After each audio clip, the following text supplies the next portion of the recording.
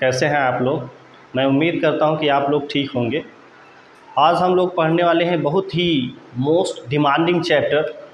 इतने दिन से इतनी सारी ग्रामर और नाउन है, प्रोनाउन है, नरेशन है, ये सारी वीडियोस बन रही थी, लेकिन सबसे ज़्यादा जो मांग की जा रही थी कि सर वर्ब कब पढ़ाएंगे, वर्ब कब पढ़ाएंगे, वर्ब कब पढ़ाएंगे, तो वो दिन आज का है। This is the most demanding chapter जो काफ़ी बार डिमांड किया गया, तो उसकी आज हम लोग स्टडी करेंगे। जो चैप्टर का नाम है वर्ब, ठीक है। तो इसके पहले हमने बहुत सारे भी वीडियोस डाल दिए हैं, अगर आपने नहीं देखा है तो आप हमारे चैनल के प्लेलिस्ट में जा करके उन वीडियोस को देख सकते हैं।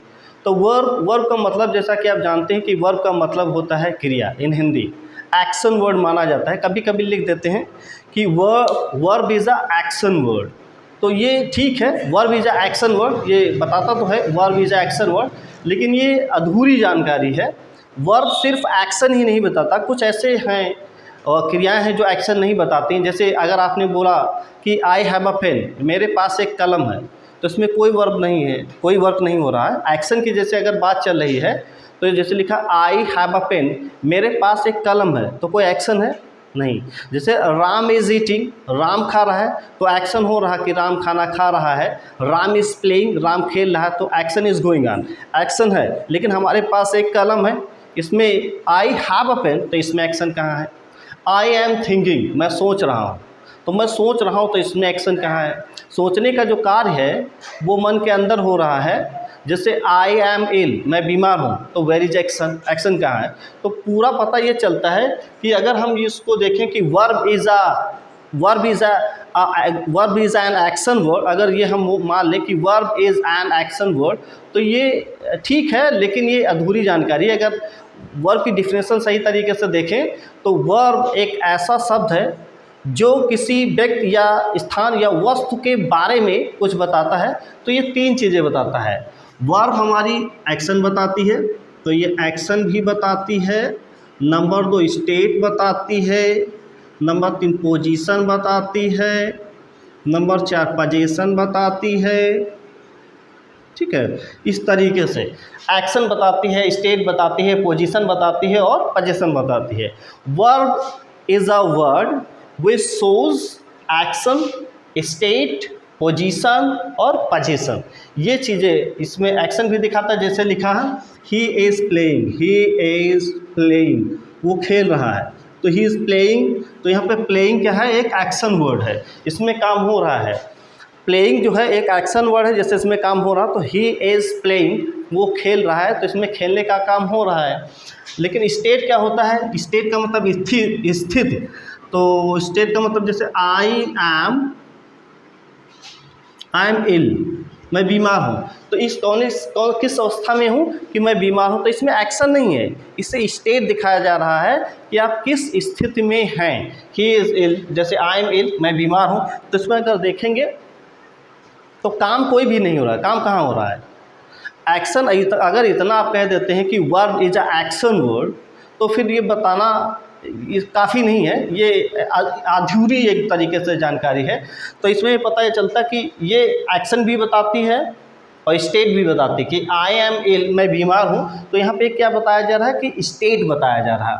और दूसरा जैसे पोजीशन, तो अगर आप बोल सकते हैं आई एम अ कलर, मैं कलर हूँ, तो इसमें क्या जो है, जो एम है ये बता रहा है कि कलर। इसमें पोजीशन बताया जा रहा है, आई एम अ टीचर, मेरी पोजीशन क्या है, आई एम अ टीचर हूँ, मैं क्लर्क हूँ, इस तरीके से। और पोजीशन बताता है, पोजीशन भी बताता है। पोजीशन का मतलब अधिकार। I have a pen, I have a pen, I have 2 pen, I have 4 का, इस तरीके से। तो वर्ब एक ऐसा शब्द है, verb is a word which shows action, state, position और पोजीशन। अब जाके पूरी जानकारी हुई कि इस तरीके से वर्ब जो है हमारी, ये सारी चीज़ें बताती है। ठीक है, क्या क्या बताती है, फिर से एक्शन बताती है। Verb is a action word, तो आप बोल सकते हैं verb is an action word, तो ये एक्शन बताती है। फिर वर्ब टेल्स या shows state of something, position of something या पोजीशन ऑफ समथिंग, ठीक है। सब्जेक्ट की आप कह लीजिए, ये सब्जेक्ट का एक्शन दिखाती है, सब्जेक्ट की स्टेट दिखाती है, सब्जेक्ट का पोजीशन दिखाती है और सब्जेक्ट का पोजीशन दिखाती है। ये सारी चीज़ें आपके सामने हैं कि he is playing, he is eating, he is playing, he is eating, he is dancing, ये सारे एक्शन वर्ड हैं। और बीमार है, I am ill, I am at home, ये क्या एक तरीके से स्टेट बताते हैं। और I am clerk, I am a teacher, I am a good student, ये एक तरीके से पोजीशन बताते हैं।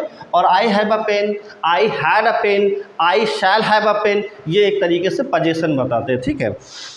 वर्ब के बहुत सारे वेरिएशंस हैं, अगर आप देखेंगे तो जगह जगह पे मिलेगा कि वर्ब दो तरीके के हैं, फाइनाइट वर्ब और नॉन फाइनाइट वर्ब। कभी मिलता है कि वर्ब दो तरीके के हैं, रेगुलर वर्ब, इर्रेगुलर वर्ब। कभी मिलता है कि वर्ब दो तरीके के हैं, डायनेमिक वर्ब और स्टैटिक वर्ब। कहीं मिलता है वर्ब दो तरीके के हैं, strong verb and weak verb. बहुत सारी वर्ब की चैप्टर्स हैं, लेकिन सारे चैप्टर्स अलग अलग और अलग अलग स्थितियों के अनुसार पढ़ाए जाएंगे और अलग अलग चीज़ों को डिस्क्राइब करते हैं। यहाँ पर हम लोग जो वर्ब को पढ़ने वाले हैं, तो अगर स्पेशली देखा जाए तो वर्ब हमारी दो तरीके की होती है, फाइनाइट वर्ब और नॉन फाइनाइट वर्ब। तो यहाँ पे क्या देखते हैं, फाइनाइट वर्ब और नॉन फाइनाइट वर्ब। वर्ब इतना इम्पॉर्टेंट होता है कि वर्ब के बगैर कोई सेंटेंस हो ही नहीं सकता है। इसीलिए कहा जाता है कि verb is a heart of the sentence. माना जाता है कि वर्ब जो है वो सेंटेंस का हार्ट है। जिस तरीके से body is useless without heart, जैसे बॉडी के अंदर अगर हार्ट नहीं है, दिल धड़क नहीं रहा, तो मिट्टी का शरीर हो जाएगा, उसकी कोई वैल्यूएशन नहीं है, उसकी कोई कीमत नहीं है। Body is useless without heart. उसी तरीके से sentence is useless without verb. अगर सेंटेंस के अंदर वर्ब नहीं है तो सेंटेंस का कोई मतलब नहीं, दैट इज़ यूजलेस, उससे कोई मतलब नहीं। कुछ ग्रामरियन मानते हैं कि अगर आप सेंटेंस में एक ही शब्द बोलना चाहते हैं, एक शब्द से आप सेंटेंस को कंप्लीट करना चाहते हैं, तो वो फिर वर्ब ही होगा।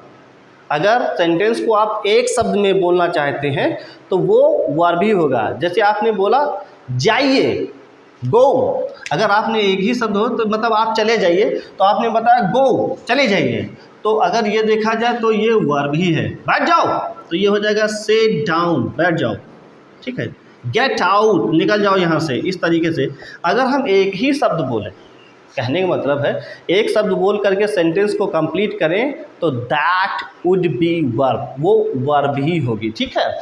तो इस तरीके से तो इसीलिए इसको माना जाता है कि verb is the heart of sentence. जिस तरीके से हार्ट के बगैर मनुष्य का कोई अस्तित्व नहीं होता है, उसी तरीके से वर्ब के बगैर सेंटेंस इज़ यूजलेस। सेंटेंस का मीनिंग कुछ भी नहीं है, दैट सेंटेंस इज़ यूजलेस, उसका कोई मतलब नहीं है। यहाँ पे हम लोग पढ़ने वाले हैं कि वर्ब हमारी दो तरीके की होती हैं, फाइनाइट वर्ब और नॉन फाइनाइट वर्ब। तो ये हो गया फाइनाइट वर्ब और दूसरी होगी non finite verb.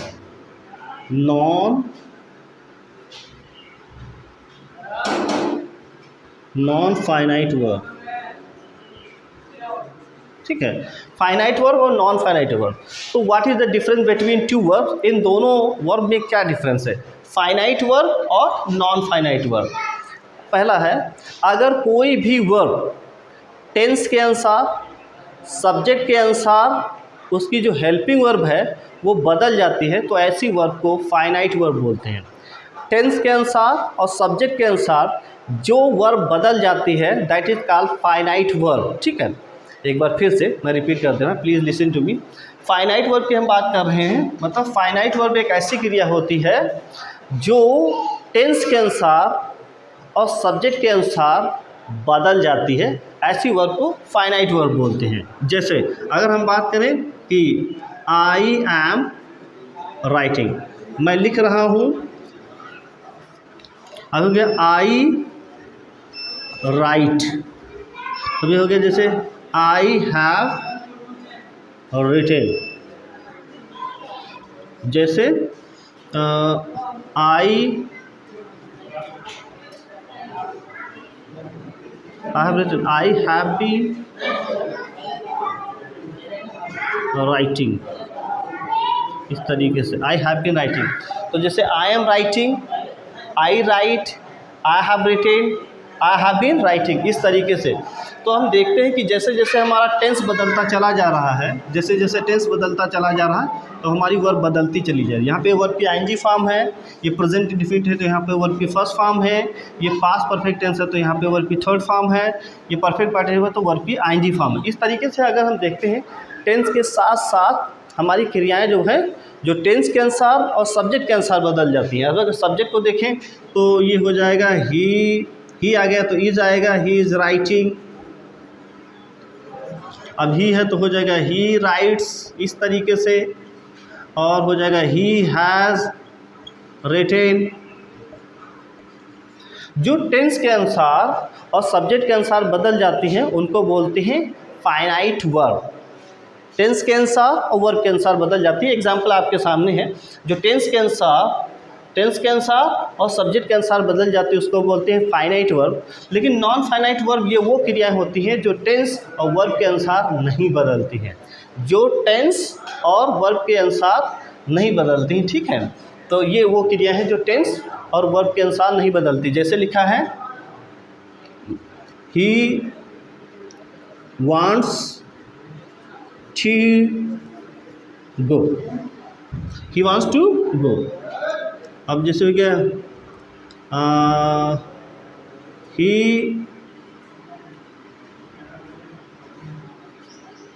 Wanted to go. अब जैसे हो गया ही हैज़ टू गो। तो उसमें क्या देखें, जैसे जैसे हमारा टेंस बदलता जाता है तो ये टू गो टेंस बदल रहा है या सब्जेक्ट बदल रहा है। अब जैसे हो जाएगा आई वांट टू गो, मैं जाना चाहता हूँ। तो टू गो इस तरीके से सब्जेक्ट बदले और चाहे टेंस बदले, दोनों में टू गो।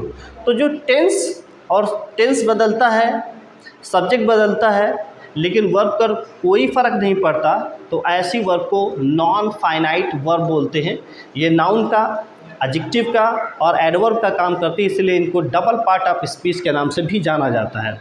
लेकिन यहाँ पे हम लोग पढ़ रहे हैं वर्ब, तो यहाँ पे हमने बता दिया कि यहाँ पे दो तरीके की वर्ब हैं, फाइनाइट वर्ब और नॉन फाइनाइट वर्ब। जो टेंस और सब्जेक्ट के अनुसार बदल जाती हैं they are called finite verb, और जो टेंस और सब्जेक्ट के अनुसार नहीं बदलती they are called non finite verb, ठीक है। तो जैसा कि आपको पता है कि फाइनाइट वर्ब हमारी 4 तरीके की है, नॉन फाइनाइट हमारी 3 तरीके की है। तो इसको जब पढ़ेंगे तो देखा जाएगा नॉन फाइनाइट, जैसे पहला है प्रेजेंट पार्टिसिपल, दूसरा है इन्फिनिटिव और तीसरा है जेरेंड। तो इसको अगर हम पढ़ेंगे तो बाद में पढ़ेंगे, अभी इस समय हम पढ़ रहे हैं ये आर्टिकल के अंदर जो पार्ट ऑफ स्पीच के अंदर वर्ब्स आती है उनको पढ़ना है। तो जो नॉन फाइनाइट वर्ब है वो 3 तरीके के हैं, ये प्रेजेंट पार्टिसिपल, इन्फिनिटिव और जेरेंड। और जो ये है फाइनाइट वर्ब, ये 4 तरीके की। Finite verb divided into 4 types. तो 4 से कौन से टाइप्स हैं अभी मैं आपको लिख के दिखाता हूँ, ठीक है। आइए देख लेते हैं। जो पहला, जैसा कि आपको पता है कि finite verb is divided into 4 types. The first one is transitive verb. तो पहले ये समझना ज़रूरी है कि व्हाट इज़ ट्रांसिटिव। ट्रांसिटिव का मतलब होता है, अगर ट्रांसिटिव को देखेंगे तो इसका रूट वर्ड ट्रांसिटिव है। ट्रांसिटिव वर्ब का मतलब होता है, ट्रांसिटिव का मतलब पास ओवर, मतलब पास ओवर। ट्रांसिटिव वर्ब ऐसी वर्ब होते हैं जिसमें सब्जेक्ट जो काम करता है उसका जो एक्शन होता है वो पास ओवर कर देता है ऑब्जेक्ट तक। अगर ट्रांसिटिव वर्ब, एक तरीके से डिफिनेशन इस तरीके से भी लिखी मिलती है कि transitive verb is a verb which needs an object. Transitive verb एक ऐसी क्रिया है जिसको ऑब्जेक्ट की ज़रूरत है, ठीक है। तो इससे अगर आप पढ़ेंगे तो काफ़ी समझ में एक तरीके से नहीं आएगा। ट्रांसिटिव वर्ब एक ऐसी वर्ब है जिसमें हमको ऑब्जेक्ट की ज़रूरत है। Transitive verb is a verb which needs an object की ज़रूरत है, लेकिन इस तरीके से नहीं। ट्रांसिटिव को अगर सही से देखें, ट्रांजिट का मतलब होता है पास ओवर, मतलब इस ओर से उस ओर, जैसे ट्रांजैक्शन होता है तो पैसा जो है बैंक से आपके पास आता है तो ट्रांजैक्शन इसीलिए उसको बोलते हैं कि उसने क्या है, जो पैसा है आपका, जो कैश है, उसने ट्रांजिट कर दिया है, पास ओवर कर दिया है। तो ट्रांजिटिव का मतलब होता है एक्शन, जो सब्जेक्ट काम करेगा उसका एक्शन ऑब्जेक्ट तक पहुंचेगा। उसका एक्शन, जो सब्जेक्ट काम करेगा उसका जो एक्शन रहेगा, जो प्रभाव रहेगा, वो ऑब्जेक्ट तक पहुंचेगा। और इंट्रांजिटिव में जो सब्जेक्ट काम करेगा तो सब्जेक्ट का जो काम करने का तरीका होगा, जो ढंग होगा, उसका जो प्रभाव होगा वो सब्जेक्ट तक ही रहता है। अगर सब्जेक्ट तक नहीं रहता है, उसने अगर ऑब्जेक्ट तक, सॉरी थोड़ा सा डिस्टर्ब हो गया, थोड़ा सा काम हो गया। ये हम लोग पढ़ रहे थे ट्रांजिटिव वर्ब। तो ट्रांजिटिव का जैसे पता है कि ट्रांजिटिव का जो रूट वर्ड है वो ट्रांजिट है। ट्रांजिट का मतलब होता है पास ओवर। अगर सब्जेक्ट कोई काम करता है और वो सब्जेक्ट का जो प्रभाव, जो एक्शन है, और वो सब्जेक्ट तक सीमित ना रह करके ऑब्जेक्ट तक पहुंच जाता है तो उसको ट्रांजिटिव वर्ब बोलते हैं। जैसे राम किल्ड, तो जाहिर सी बात है, जैसे राम सब्जेक्ट हो गया, अब राम जब किल करेगा तो ये जो काम हुआ है, किल करने का जो काम हुआ है, ये राम, जैसे राम ने किल्ड किया है, राम ने मारा, तो इससे राम थोड़ी मर जाएगा। इसने, राम ने जो काम किया है एक्शन, तो ये एक्शन पास ओवर हो जाएगा। ट्रांजिट का मतलब ये ट्रांजिटिव वर्ब है। ये अपनी एक्शन, मतलब सब्जेक्ट ने जो काम किया है, ये सब्जेक्ट तक सीमित ना रह करके ये ऑब्जेक्ट तक जाएगा, तो इसलिए किल्ड को ट्रांजिटिव वर्ब माना जाता है। जैसे राम किल्ड रावण, तो राम ने रावण को माना, तो यहाँ पे जो एक्शन हुआ, इसका जो प्रभाव है, तो राम ने जब किल किया तो इससे अफेक्टेड कौन हुआ? ऑब्जेक्ट अफेक्टेड हुआ। तो इस तरीके से जब ट्रांजिटिव वर्ब होती है, ट्रांजिटिव वर्ब सब्जेक्ट तक सीमित ना रह करके कार्य का प्रभाव ऑब्जेक्ट तक पास ओवर करती है, तो ऐसी वर्ब को ट्रांजिटिव वर्ब बोलते हैं। जैसे मोहन प्लेज, अगर मोहन खेलता है, अगर खेलेगा तो खेलने का काम जो होता है, ठीक है, वो सब्जेक्ट तक सीमित ना रह करके ऑब्जेक्ट तक होता है।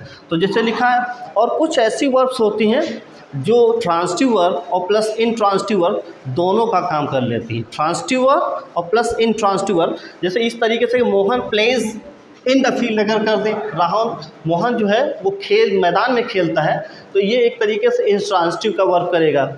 कुछ क्रियाएं ट्रांजिटिव वर्ब और इंट्रांजिटिव दोनों तरीके से काम कर सकती हैं। तो अगर आप सेंटेंस में पूछा जाए तो आप इस तरीके से बताएं कि इसमें ट्रांजिटिव वर्ब का काम कराया गया है और उसमें इंट्रांजिटिव। कुछ वर्ब हैं जो आप बोल सकते हैं कि इनका सब्जेक्ट के मतलब सेंटेंस में ट्रांजिटिव वर्ब की तरीके से काम कराया गया है, और बोल सकते हैं इसका इंट्रांजिटिव वर्ब की तरीके से काम कराया गया है। तो जैसे प्लेज हमारी एक ऐसी वर्ब है, ये ट्रांजिटिव प्लस इंट्रांजिटिव दोनों तरीके से काम कर सकती। तो मोहन प्लेज फुटबॉल, तो एक तरीके से मोहन प्लेज फुटबॉल, तो मोहन जब प्लेस करेगा तो ये एक्शन मोहन तक सीमित ना रह करके यहाँ तक आएगा, ठीक है। जैसे मोहन कुछ प्ले करेगा तो कुछ जाहिर सी बात है कुछ प्ले करेगा, अब ऐसे तो खेल नहीं लेगा, तो मोहन प्लेस फुटबॉल, तो इस तरीके से हो गया, ठीक है। अब जैसे लिखा राम राइट, तो राम जब अगर कुछ लिखता है, राम राइट्स, राम लिखता है, तो राम जब लिखेगा तो ये जब एक्शन होगा तो ये ऑब्जेक्ट तक जाएगा, मतलब इस एक्शन का जो प्रभाव है वो ऑब्जेक्ट तक जाएगा। ये लिखने का कार्य सिर्फ राम तक सीमित नहीं है। तो राम राइट्स आ लेटर, तो ये क्या लिख रहा है? हाँ, तो ये जब काम हो रहा है तो प्रभावित हो रहा है ऑब्जेक्ट, तो इसी वर्ब को बोलते हैं ट्रांजिटिव वर्ब। ट्रांजिटिव वर्ब में आप बोल सकते हैं कि transitive verb is a verb which needs an object. इसमें किताबों में तो लिखा होता है कि जिसमें ऑब्जेक्ट होता है ट्रांजिटिव वर्ब, और जिसमें ऑब्जेक्ट नहीं होता है तो इंट्रांजिटिव वर्ब। इस तरीके की किताबों को अगर पढ़ लेंगे तो काफ़ी कंफ्यूज हो जाएंगे। इस तरीके से नहीं, ट्रांजिट का मतलब होता है जो कार्य का प्रभाव होता है वो सब्जेक्ट तक ना रह करके ऑब्जेक्ट तक पास होता है, तो ऐसी वर्ब को ट्रांजिटिव वर्ब बोलते हैं, ठीक है। जैसे मदर कुक्स, माता जी पकाती हैं, जाहिर सी बात है जब माँ पकाएंगी तो पकने का काम किसी पर होगा, तो मदर कुक्स फूड, तो ये इस तरीके से हो गया ट्रांजिटिव वर्ब हो, ठीक है। यहाँ पकने का काम ऑब्जेक्ट पर होगा, इस ऑब्जेक्ट प्रभावित होता है, तो जब ऑब्जेक्ट रहेगा एक तरीके से, जब सब्जेक्ट काम करेगा ऑब्जेक्ट प्रभावित होगा, तो उसको ट्रांजिटिव वर्ब बोलते हैं, ठीक है। जैसे गीता बीट, अब गीता ने किसी को पीटा, तो जब गीता पीटेगी तो अपने आप तो पीट नहीं लेगी, वो किसी दूसरे बंदे को पीटेगी। तो पीटने का जो काम हो रहा है, तो ट्रांजिटिव वर्ब का मतलब जो ये वर्ब है ये अपना एक्शन दूसरे तक पास ओवर करती है।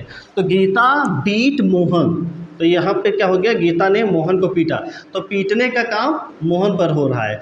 तो ट्रांजिटिव वर्ब एक ऐसी वर्ब होती है जिसमें ऑब्जेक्ट की ज़रूरत होती है, जिसमें कार्य का सब्जेक्ट जो काम करता है उसका प्रभाव सब्जेक्ट तक सीमित ना रह करके वो ऑब्जेक्ट तक जाता है। ट्रांजिट का मतलब इसलिए होता ही है पास ओवर कर देना, एक्शन को पास ओवर कर देना अगर वो प्रभावित। कुछ ऐसी वर्ब जो sorry transitive verb plus intransitive दोनों की तरीके से काम कर सकता है। अभी हम आपको दूसरा बताते हैं जी। सेकेंड स्लाइड में हम लोग देख रहे हैं दूसरा है इनट्रांजिटिव। ट्रांजिटिव सकर्मक क्रिया और इनट्रांजिटिव अकर्मक क्रिया। इसको क्या बोलते हैं कि intransitive is a word which doesn't need any subject, जिसमें एनी ऑब्जेक्ट, कि जिसमें किसी ऑब्जेक्ट की ज़रूरत नहीं होती। इसमें जो सब्जेक्ट काम करता है तो सब्जेक्ट के कार्य करने का जो प्रभाव है वो सब्जेक्ट पर ही समाप्त हो जाता है। तो ऐसी वर्ब को इनट्रांजिटिव वर्ब कहा जाता है। आई रिपीट कि इनट्रांजिटिव वर्ब का मतलब अकर्मक क्रिया, इसमें जो सब्जेक्ट काम करता है तो सब्जेक्ट के काम करने का जो प्रभाव है वो सब्जेक्ट तक ही सीमित रहता है। तो ऐसी वर्ब को ट्रांजिटिव वर्ब कहते हैं। जैसे लिखा ही लाफ्स, वो हंसता है। तो जब हंसने का जो काम हो रहा है ये पास ओवर नहीं हो रहा है, ये किसी दूसरे पर नहीं जा रहा है। ये क्या होता है, जब ही लाफ्स वो हंसता है तो ये सब्जेक्ट तक ही सीमित रहता है। ही लाफ्स, ही अपने आप ही हंस लिया, इसमें जो काम करने का जो प्रभाव है, जो एक्शन है वो दूसरे तक पास ओवर नहीं हुआ है। तो ऐसी वर्ब को हम लोग बोलते हैं इनट्रांजिटिव वर्ब। इस तरीके से जैसे लिखा है ही स्लेप्ट, वो सो गया, तो ही स्लेप्ट वो सो गया, तो सोने का जो काम है ये स्लेप्ट जो है वो दूसरे तक पास ओवर नहीं होता, ये इसी पे होता है। ठीक है, ही स्लेप्ट जो सोने का काम हुआ है वो ही ने किया है, तो कार्य का जो प्रभाव है वो सब्जेक्ट तक ही सीमित रहता है। तो ऐसी वर्ब को बोलते हैं इनट्रांजिटिव वर्ब। ठीक है, अकर्मक क्रिया जिसमें इनके सब्जेक्ट की कोई ज़रूरत नहीं है। जैसे ही वेंट, वो चला गया, तो ही चला गया, वो चला गया, तो वहाँ जब वो चला गया तो यहाँ पे जो कार्य के होने का जो काम है वो सब्जेक्ट ही तक है। जैसे ही वेंट टू बिस्वा, अगर बिस्वा लिखते हैं तो बिस्वा ऑब्जेक्ट नहीं है, दैट इज़ एडवर्बियल है, वो एक तरीके से एडवर्बियल ऑब्जेक्ट है, वो प्लेस को बताता है, वो ऑब्जेक्ट नहीं होता। ठीक है, ऑब्जेक्ट उसको बोलते हैं जब सब्जेक्ट कुछ काम करे और ऑब्जेक्ट प्रभावित हो। जैसे आई एम ईटिंग मैंगो, मैं आम खा रहा हूँ, तो सब्जेक्ट खाने का मुँह का काम कर रहा है, खाने को मुँह चला रहा है, मतलब तो आम का आकार या तो बढ़ेगा या तो घटेगा। तो राम इज़ ईटिंग मैंगो, तो आम खा रहा तो आम कम पड़ेगा। अब Mohan is going to Biswa, अगर मोहन बिस्वा जा रहा तो बिस्वा का आकार ना बढ़ेगा ना घटेगा, तो वो एक प्लेस है, वो मतलब ऑब्जेक्ट नहीं है। तो ही वेंट, इसमें जो जाने का काम है ये सब्जेक्ट ही पे समाप्त हो जाता है, तो ये उसको बोलते हैं इनट्रांजिटिव वर्ब। जैसे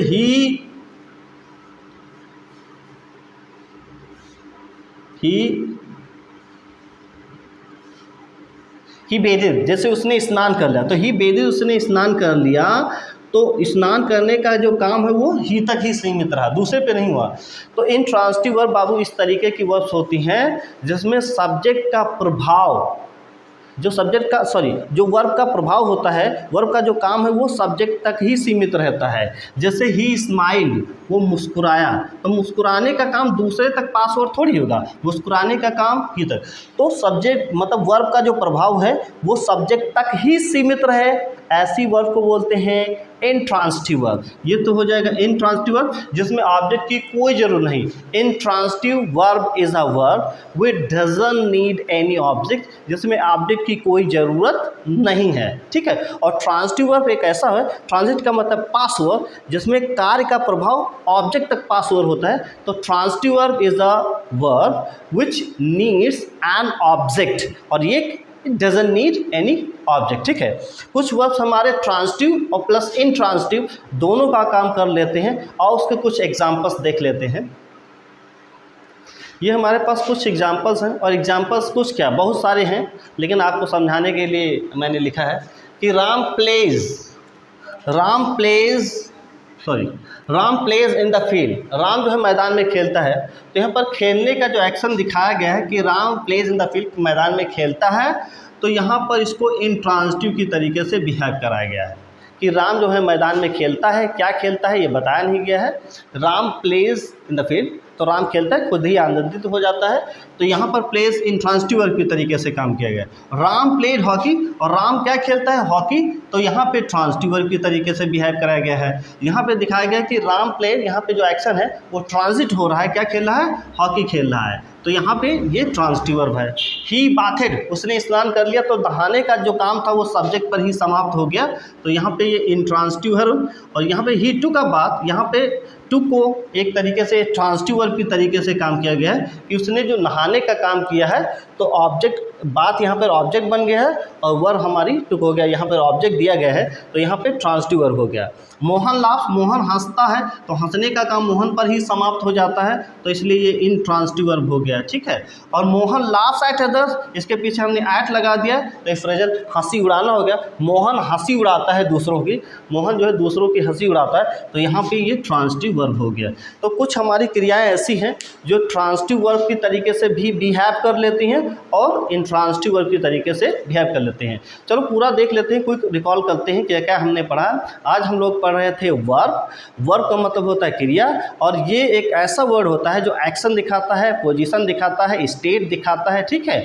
और दो तरीके की होती है, transitive verb, intransitive verb. Transitive verb मतलब ट्रांसिटिव वर्ब चार तरीके की, finite verb, non finite verb. Transitive verb finite verb चार तरीके की, transitive verb, intransitive verb, linking verb और ऑक्सिलरी वर्ब। और नॉन फाइनाइट वर्ब तीन तरीके की थी, पार्टिसिपल, जेनरल, इन्फिनिटिव। जो सब्जेक्ट के अनुसार, वर्ब के अनुसार बदल जाता है फाइनाइट वर्ब, और जो सब्जेक्ट वर्ब का कोई प्रभाव नहीं पड़ता उसके ऐसी वर्ब को बोलते हैं इन नॉन फाइनाइट वर्ब, ठीक है। तो अभी आज हम लोगों ने ट्रांसिटिव वर्ब पढ़ा और इनट्रांसिटिव वर्ब पढ़ा। What is the difference between them, आपको पता चला होगा कायदे से कि किस तरीके से डिफरेंस है, और what is the difference between transitive verb, intransitive verb, इन दोनों के बीच में क्या डिफरेंस है आप जान गए होंगे। आई होप कि आपको समझ में आ गया होगा। अगर आपको समझ में नहीं आया तो आप वीडियो को रिमाइंड करके दोबारा देख सकते हैं, ठीक है। बार बार देख सकते हैं, इसमें कोई पैसा लगने वाली बात है नहीं। आप एक बार देखें, दो बार देखें, 1000 बार देखें, चाहे जितनी बार देखें, ठीक है। और आज के लिए बस इतना ही। अगर आपने मेरे पिछले वीडियोस नहीं देखे हैं तो आप हमारे चैनल के प्लेलिस्ट में जा कर के उन वीडियोस को देख सकते हैं। और अगर आपको मेरे वीडियोस अच्छे लग रहे हैं तो प्लीज़ सपोर्ट मी, और चैनल को ज़रूर सब्सक्राइब करें, अपने दोस्तों के बीच में ज़्यादा से ज़्यादा शेयर करें, ताकि वो लोग जो पढ़ने से महरूम रह जाते हैं, गांव देहात क्षेत्र में रहते हैं, they are not able to afford coaching नहीं लगा पाते हैं, तो उनका भी लाभ हो जाए, वो भी पढ़ लें और अच्छे तरीके से कहीं ना कहीं रोजी रोटी कमाने वाले बन जाएं। मिलते हैं कल एक नई वीडियो के साथ, तब तक के लिए goodbye and thank you.